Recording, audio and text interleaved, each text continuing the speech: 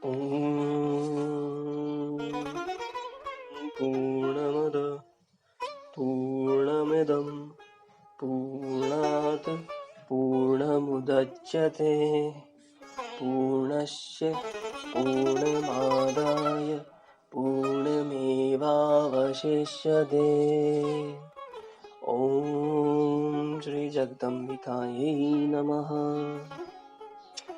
तो प्रथम आनंद प्रदान प्रदायिनी श्री जगदम्बिका के चरणों में बारंबार नमस्कार है। उन्हीं की अनुकंपा और कृपा से आज हम प्रथम स्कंद के 14वें अध्याय का अध्ययन शुरू करेंगे, जिसमें वासुदेव पुत्र सुखदेव के अरणी से उत्पन्न होने की कथा तथा व्यास जी द्वारा उन्हें गृहस्थ धर्म का वर्णन विस्तार रूप से वर्णित किया जाएगा। तो मनोरम दृष्टि वाले श्री जगदम्बिका के चरणों में नमन करते हुए आज का पठन शुरू करते हैं। सूत जी बोले, उस सुंदरी असीता पांगी घृताची को देखकर व्यास जी बड़े असमंजस में पड़े और सोचने लगे कि यह देवकन्या अप्सरा मेरे योग्य नहीं है, अतः अब मैं क्या करूं।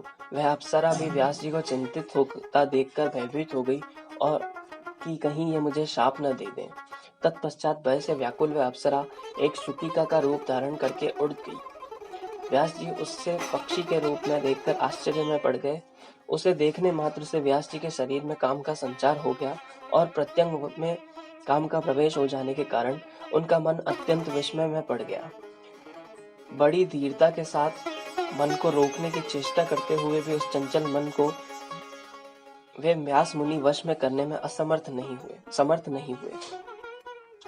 इस समय घृताची द्वारा मोहित तेजस्वी व्यास जी का मन अनेक यत्न करने पर भी भावी संयोग के कारण उनके वश में न हो सका। इसी बीच अग्नि निकालने के लिए मंथन करते समय एकाएक उनका तेज उस अरणी पर गिर गया, किंतु उसके गिरने पर ध्यान न देकर वे अरणी मंथन करते रहे।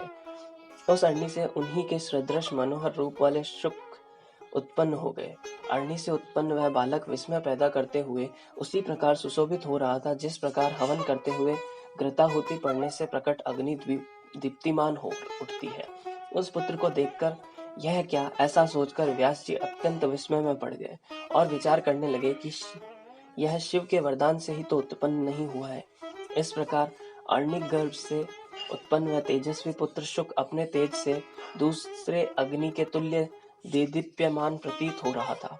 व्यास जी ने दिव्य देहधारी द्वितीय गार्हपत्य अग्नि के समान तेजस्वी पुत्र को बड़ी प्रसन्नता से देखा और पर्वत से नीचे उतरकर गंगा जल से उसको नहलाया।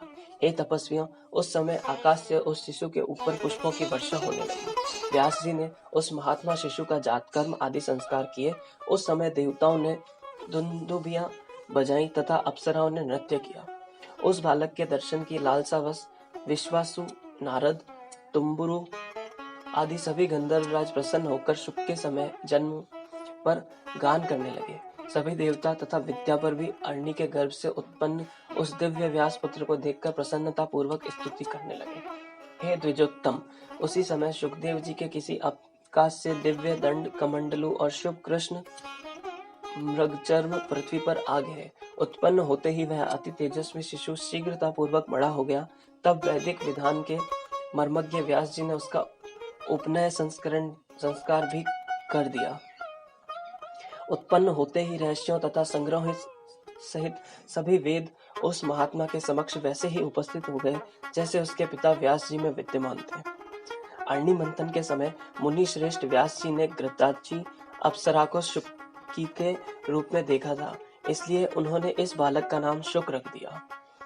व्यास सुत सुखदेव ने बृहस्पति को अपना आचार्य मानकर विधिवत ब्रह्मचर्य व्रत धारण किया।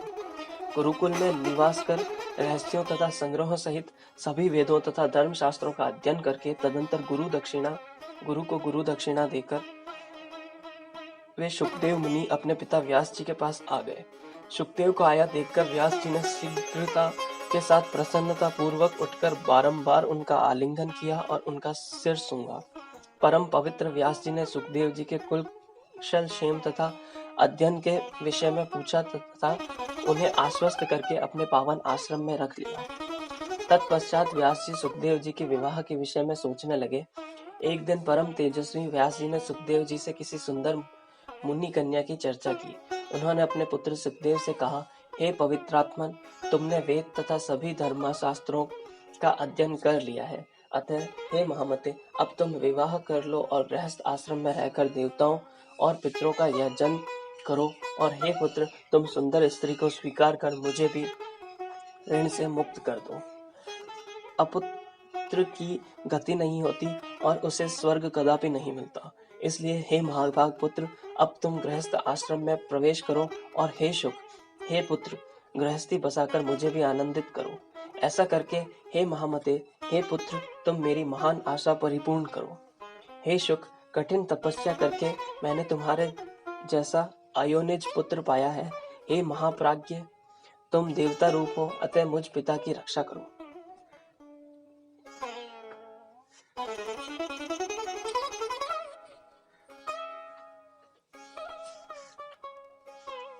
सूत जी बोले, हे ऋषियों, ऐसा कहने वाले व्यास जी के पास उपस्थित विरक्त सुखदेव जी ने गृहस्थ आश्रम में अनुरुक्त अपने पिता से कहा।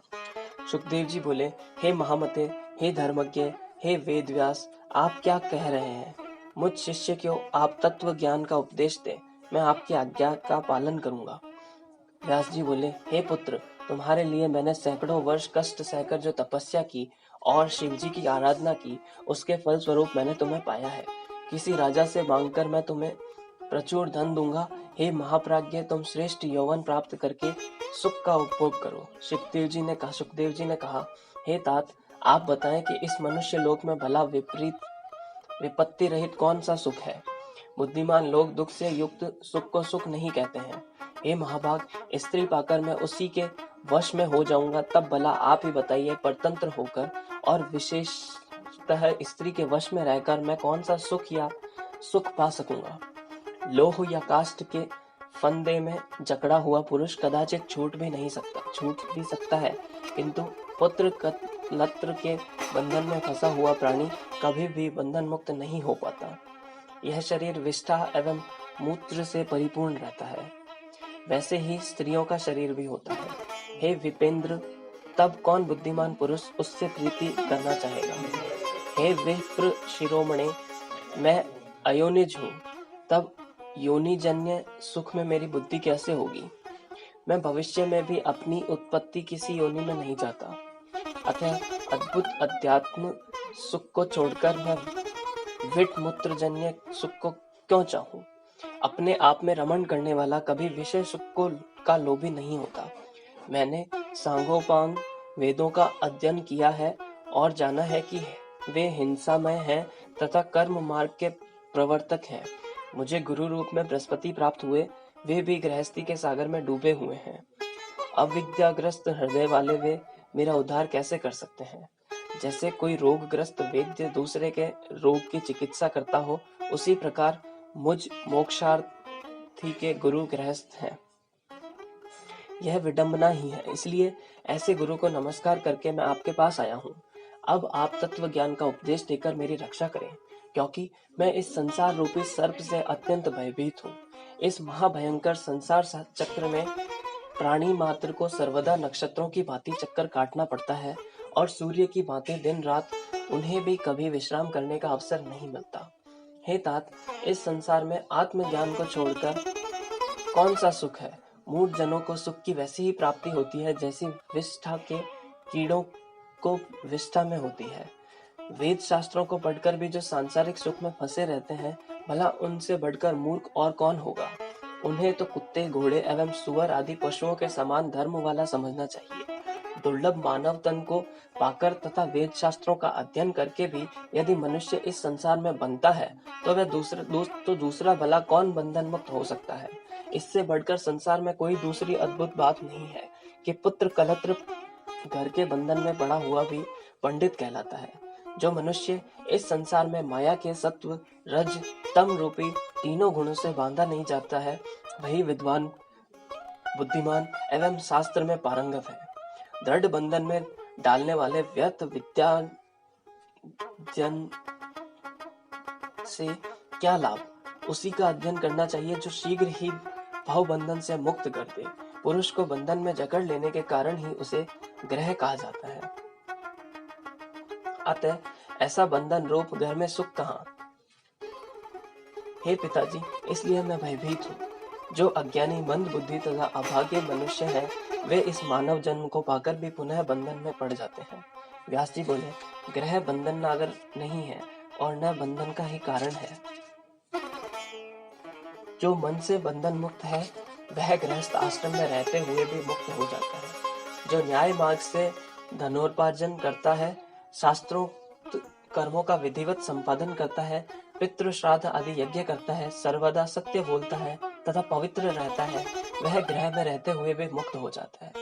ब्रह्मचारी, सन्यासी, वानप्रस्थी तथा व्रतोपवास करने वाला, ये सब मनुष्य मध्यान्होत्तर काल में गृहस्थी के पास ही जाते हैं। वे धार्मिक गृहस्थ श्रद्धा के साथ मधुर वचनों द्वारा सबका सत्कार करते हुए एवं अन्न दान से उन्हें उपकृत करते हैं। गृहस्थ आश्रम से बढ़कर कोई दूसरा आश्रम देखा या सुना नहीं गया। वशिष्ठ आदि आचार्यों और तत्व ज्ञानियों ने इसका आश्रय ग्रहण किया है। हे महाभाग, वेदोक्त कर्म करने वाले गृहस्थ के लिए क्या असाध्य रह जाता है। वह स्वर्ग, मोक्ष अथवा उत्तम कुल में जन्म, जो कुछ भी चाहता है वह हो जाता है। एक आश्रम से दूसरे आश्रम में जाना चाहिए, ऐसा धर्मज्ञों ने बताया है। अतः आलस्य रहित होकर गृहस्थ संबंधी कर्मों को संपादित करो। हे धर्मज्ञ पुत्र, देवताओं, पितरों एवं आश्रित जनों को विधिवत संतुष्ट करके, पुत्र उत्पन्न करके, उसे भी गृहस्थ आश्रम में लगाकर पुनः त्याग कर वन में जाकर श्रेष्ठ व्रत का आश्रय ग्रहण करो। वहां वानप्रस्थ आश्रम पूर्ण करके उसके बाद संन्यास धारण करो। हे महाभाग, इंद्रिया मनुष्य को निश्चित रूप से प्रमत्त बना देती है।